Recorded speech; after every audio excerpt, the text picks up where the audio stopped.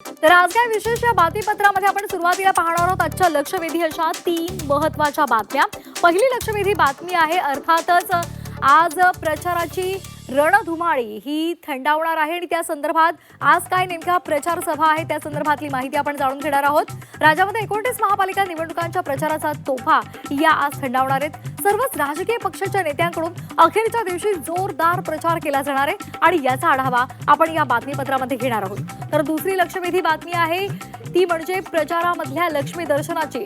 डोंबिवलीसह लातूरमध्ये भाजपनं मतदारांना पैसे वाटल्याचा आरोप केला जातोय, तर सांगलीच्या मिरजेमध्ये सुद्धा पैसे वाटपाच्या आरोपांवरून दोन्ही राष्ट्रवादी आमने-सामने आलेत। मुंबईत सुद्धा पैसे वॉर्ड क्रमांक 225 मध्ये वाटताना गाड्या पकडल्या गेल्या, त्यामुळे त्या संदर्भातली माहिती सुद्धा आपण जाणून घेणार आहोत।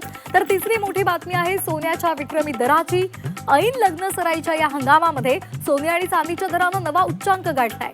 सोनं 1,42,000च्या घरात गेलंय, चांदी प्रति किलो 2,70,000वर गेलीय।